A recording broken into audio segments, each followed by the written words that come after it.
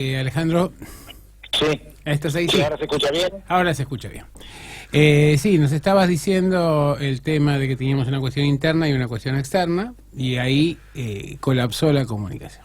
Ahí colapsó bueno, la cuestión externa en la que el gobierno lo que quería era arreglar la deuda y tratar de encontrar una masa crítica de dinero que le permitiera no solamente pagar la deuda, sino le permitiera crecer, esta dualidad. Correcto. Que se necesitaba. Ahora, eso era antes del 9 de marzo. Después del 9 de marzo, acá tenemos que empezar a remontarnos. Digo, lo más cercano que tenemos es el 2008, pero con una Argentina sin endeudamiento. Entonces, necesita, como decías vos, traccionar la economía. Ahora, ¿se puede traccionar la economía? Yo creo que la pregunta hay que cambiarla a partir del 9 de marzo, porque en principio, hasta el 9 de marzo la pregunta era, ¿cuál de los arreglos era el más beneficioso para la Argentina? Uh-huh. A partir del 9 de marzo, en donde la economía mundial va a entrar en recesión, el problema es, ¿existe algún acuerdo que le convenga a la Argentina? Porque yo te doy pocos números.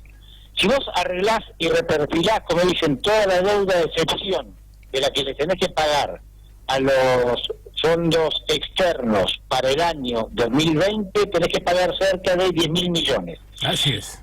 Si vos mantenés, lo que se está hablando es que va a caer por lo menos un 30%, un 5%, perdón, las exportaciones. O sea, mantendrías las exportaciones del 2018, incrementarías las importaciones para mantener al país a los niveles que tenés, en unos 53.000 millones, te quedaría un superávit de 8.000 millones. O sea, si quisieras pagar solamente lo que te correspondería reperfilando todo lo demás, interno y externo con organismos internacionales, no te alcanza con el superávit comercial. Entonces, ¿cómo haces para internamente darle un empuje a la economía? O fíjate, algunos temas puntuales que lo deben haber hablado y que todo el mundo está comentando. Están hablando de un petróleo criollo. Sí, o sea, tratar de que el petróleo que bajó a 28 hoy, acá lo paguen a 55. Bueno, suponete que no lo paguen a 55, lo paguen a 42, ahí hay un subsidio que tiene que ingresar el Estado. Por un lado, solamente para que no se dé por difuntos, vaca muerta o todos los emprendimientos petroleros. Pero después vas a tener que subsidiar el transporte, después vas a tener que subsidiar, se está hablando que la luz y el gas solamente puede aumentar un 25% y se aumenta solamente un 25% en el año. La diferencia que tendrías que pagar por subsidio son 4.700 millones de dólares. ¿Sí? Y acá todavía no estamos hablando de la plata que hay que ponerle a las pymes para que no se terminen de caer, porque el mundo se está cayendo. Entonces, nosotros vamos a tener, para que den una idea, algo muy parecido al 2008. Ajá. Pero con deuda, esa es la diferencia. La diferencia es que Argentina en el 2008 no tenía deuda y el mundo no estaba con probabilidades de salir, o sea, no estaba en coma. Acá tenés una gran recesión y una deuda que sobrepasa cualquier nivel normal para la Argentina. Yo lo que creo es que Argentina debería defaultear ahora y empezar, y ese dinero obviamente meterlo al mercado interno para tratar de que la economía se mantenga lo máximo posible este año, aún dando este año como perdido, y empezar a renegociar nuevamente cuando el futuro de la economía mundial tenga algún viso de salir adelante, porque si no va a ser muy difícil que vos puedas arreglar todos los frentes que tenés. O sea, porque esta es una economía quebrada, endeudada, en un mundo en recesión. Claro, pero ahí hay un tema, a ver, aquí hay un tema que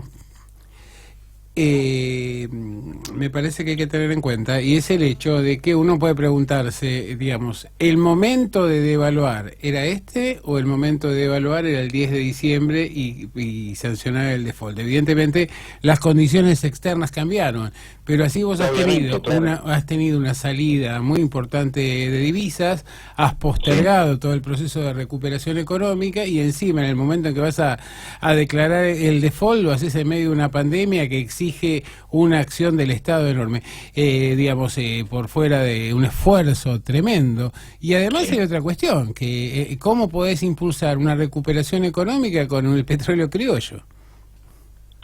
Bueno, yo lo que creo es que nadie esperaba que el coronavirus, de hecho es irreal que el coronavirus provoque lo que está provocando. ¿Entendés? Por eso di la explicación anterior de cómo venía la economía mundial, porque si no, es como si no tuviera sentido, como si estuviéramos en 1400, parece que nos agarró la peste negra. No es así, o sea, tiene que haber algo anterior. Yo entiendo, algo anterior es que la economía mundial estaba en coma.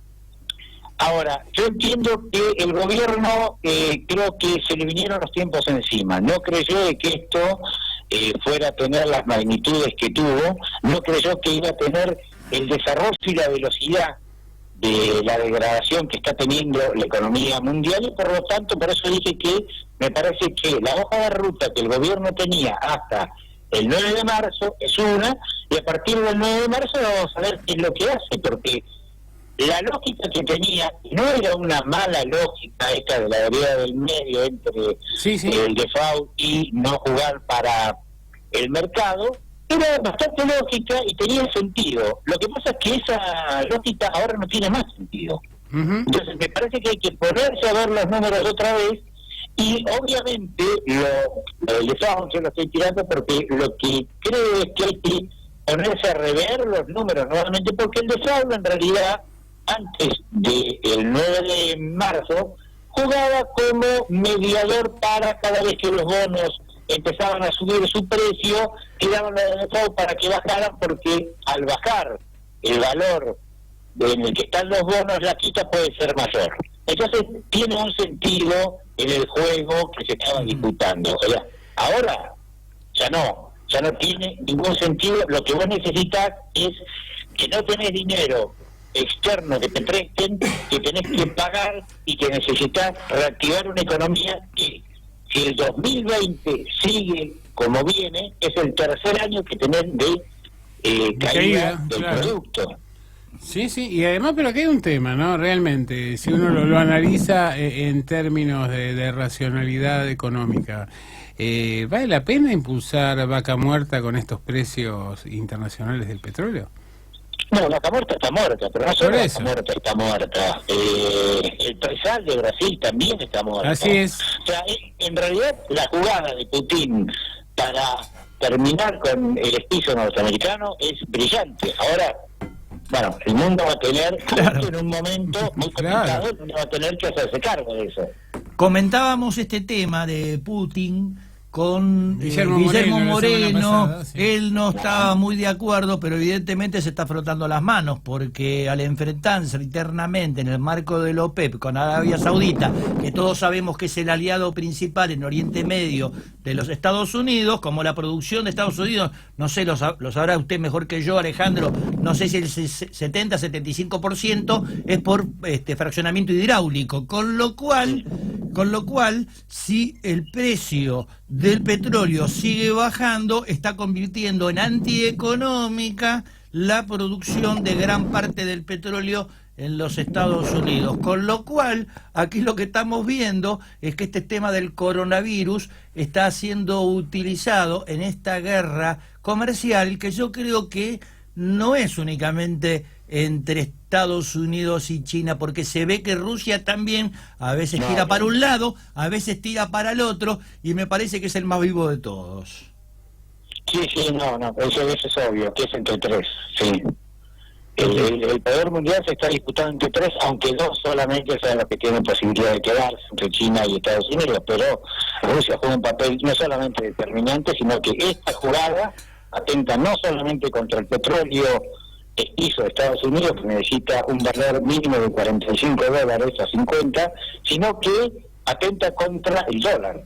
Claro. Porque el problema es que casi cuando vos se te caen las inversiones del esquizo, las inversiones están pedidas a los bancos. O sea que hay muchos bancos que van a empezar a quebrar si esto sigue así, a excepción de que el gobierno norteamericano salga, como suele hacer, salvataje, diciendo a bancarlo, claro. O sea, la actividad privada se vuelve pública, como siempre, para salvar a los privados, ¿no?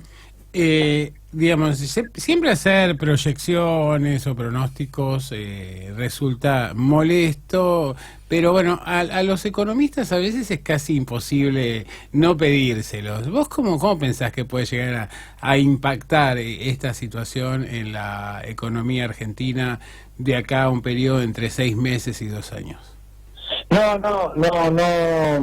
Yo no veo, hoy, estoy escribiendo un artículo que lo voy a sacar mañana justamente que tiene que ver con eso. O sea, yo lo que no le veo es piso a esta recesión. Ajá. Porque justamente lo que han hecho es actuar de la misma manera que en el 2008 y el resultado ha sido completamente diferente. O sea, hoy los mercados norteamericanos cayeron un 10%, cuando en realidad, cuando vos haces política monetaria bajando la tasa de interés y diciendo que vas a comprar bonos, en realidad estás haciendo política para Wall Street, para que se levante el mercado de acciones. Claro. Y el mercado de acciones lo que hizo fue contestarle cayendo un 10%. Entonces, si esa es la lógica que está viniendo, me parece que lo que no se ve es el piso que tenga esta crisis por un lado.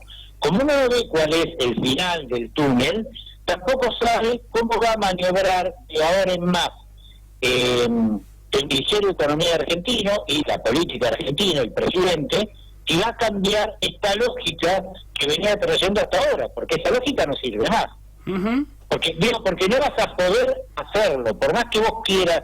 Si vos conseguís que las tasas que hoy son negativas, ni siquiera son del cero, son negativas por lo menos para los bonos, porque el precio de los bonos trabaja de manera inversa a las tasas. O sea, sube el precio de los bonos porque todo el mundo se asusta y sale a comprar, entonces las tasas caen.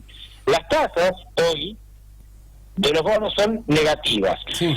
Si vos pagabas el 10 y ahora pagás estás pagando entre el 8 y el 10, y vos decís que vas a hacer negocio pagando el 2, yo la verdad que no entiendo cuál sería negocio pagando el 2, negocio con que te quiten un 50%, negocio. Ahora, el problema es con qué vos juntarías la plata para pagar lo poco, digo, de lo mucho que ellos te van a sacar, lo poco que dejan de ganar ellos. Porque, a ver, tengamos en cuenta una cosa, si a mí, yo tengo un bono a 100, ese bono vale 30% hoy, ¿sí? Y a mí me hacen una quita del 50, el tipo me hace la quita del 50 y termina ganando el 20. Claro. ¿Se entiende? Perfecto. Entonces, por eso se quiere que el bono esté lo más bajo posible sin llegar a que sea atractivo para los buitres, ¿no? Eso, si están demasiado bajos por demasiado tiempo, pasan a ser atractivos para los buitres, entonces ya no sirve más. Ahora, si vos vas a tener que pagar igual, insisto, vos pagabas el 10% cuando la tasa era del 2%. O sea, que lo único que vas a hacer es, con mucha suerte, recortar un poco de los beneficios, no terminar de recortar los beneficios de quienes compraron los bonos. Ahora, el problema es, ¿vos tenés la capacidad de ahorro para poder pagar externamente y para poner la economía en funcionamiento? Mirá. Una economía abatida por parte del gobierno anterior, digo. Sí. Bueno, pero acá hay un tema, ¿no?, que me parece que no hay que dejar pasar por alto. Una empresa que siempre ha sido una empresa estrella en la Argentina como YPF está evaluada hoy en alrededor de, o hasta ayer, no sé, hoy, alrededor de $1.600 millones. No sé, que no te escuché nada. Digo que una empresa que ha sido bandera generalmente de la economía argentina y de alguna manera de la potencialidad argentina como YPF, hoy en día ayer estaba cotizando estaba evaluada en alrededor de $1.600 millones. Sí, no, por supuesto, no, eso sí, a ver, Arnaud, la petrolera saudí perdió $840.000 millones en una semana. Y está evaluada en $5,7 billones. O sea, Esto tampoco, por eso digo que hay que ver cuál es el nuevo replanteo de las autoridades argentinas. Hay que tratar de esperar un poco a ver si esto tiene un piso, si tiene alguna lógica. Desde el punto de vista de los energéticos, no pareciera muy sensato que esto dure demasiado. Por lo menos los que saben dicen que Arabia Saudita no puede aguantar demasiado. Sí. Rusia se había hecho un presupuesto a $25 el barril, o sea que no tiene ningún problema. Entonces, el problema es, bueno, ¿cuánto se supone que no es demasiado? Uh-huh. Ese es el otro problema. Yo Claro. lo que no estoy viendo es, primero, yo creo que hay que esperar a ver cuál es la nueva lógica del gobierno argentino, punto uno. Punto dos, Sí. yo creo que el gobierno argentino también lo que está haciendo es armando escenarios futuros para saber qué es lo que puede llegar a suceder para poder empezar a negociar algo. Porque Claro. si vos no le des fin a la recesión, ¿qué vas a negociar? Alejandro, ¿Qué sería lo ventajoso que podías negociar? lógico. Alejandro, volviendo al tema de China y Estados Unidos en su guerra comercial, que ya lleva mucho tiempo, entendiendo que este tema geopolítico, geocomercial también, va a tener mucha relación con lo que puede suceder con el futuro argentino. Mire, estuve leyendo algunas cosas, espero que del mucho leer y del poco dormir no me vaya a secar de los sesos, como dice Cervantes que le pasó al Quijote, y me gustaría que me ilumine sobre algo, porque yo saqué esta conclusión. A ver, capaz es una estupidez, y me gustaría que me corrija en ese caso. Yo he visto que, no sé si casi el 70% de la producción, el PBI de Estados Unidos, es consumo interno, el otro 30% excedente lo exportan. En China es casi a la inversa, el 70% de su PBI se exporta y el 30% se consume adentro. Y llegué a esta conclusión: en una guerra comercial que parece que cada día se pone más fulera, Estados Unidos en el corto plazo las tiene de ganar. ¿Por qué? Porque el cierre estricto de fronteras va a hacer que Estados Unidos se puede quedar con un 30% para afuera, que en realidad gran parte de eso no es exportable a China. En cambio, si Estados Unidos le cierra fronteras y también presiona a sus países aliados para que le dejen de comprar a China, China tendría a corto plazo un 70% de su producción, que a dónde la metemos. Pero en el mediano y el largo plazo, por su sistema comunista y por su sistema de economía en el fondo autoritaria, aunque tenga islas de competencia capitalista, puede llegar a reformularse y decir: ahora nos vamos a dedicar al mercado interno y van a seguir siendo una potencia. ¿Es medio loco lo que digo o tiene algún viso de probabilidad? O sea, en el corto plazo tendría más ventaja Estados Unidos en esta guerra comercial si se pone muy agresiva, pero en el mediano y largo plazo saldría victoriosa China. Esto es lo que yo pensé que podía pasar de acuerdo a estos fragmentos de información que recogí por allí. Creo que es una guerra comercial, es una guerra por la hegemonía mundial. Se ha disfrazado de una guerra comercial, pero no es una guerra comercial porque no es solamente comercial, sino es de tecnología, o sea, Huawei y 5G, y, digo, no es una guerra comercial. Ahora, lo que decís vos tiene sentido hasta cierto punto. Primero, China ha modificado su forma desde el 2008 en adelante. Lo que ha hecho es no solamente producir, sino dedicarse más a los servicios y tratar de incrementar el consumo interno en detrimento del consumo externo. O sea, ha modificado su política económica, pero a la vez lo que hay es que existe una gran simbiosis entre Estados Unidos y China. Cuando usted dice de que China se quedaría con el 70%, lo que tiene que entender es que China es el ensamblador del mundo, y ese 70% en realidad, la gran mayoría son fábricas norteamericanas que ensamblan en China. Uh-huh. Digo, iPhone, Apple, hace todo en China, entre otras cosas, digo. Entonces, me parece que no es tan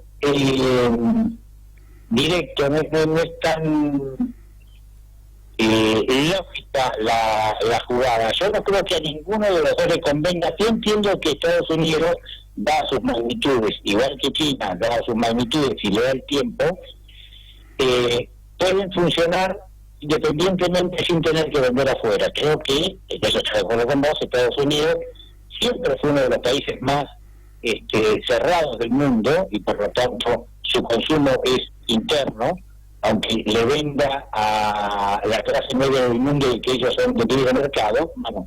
Pero lo cierto es que su gran capacidad es interna.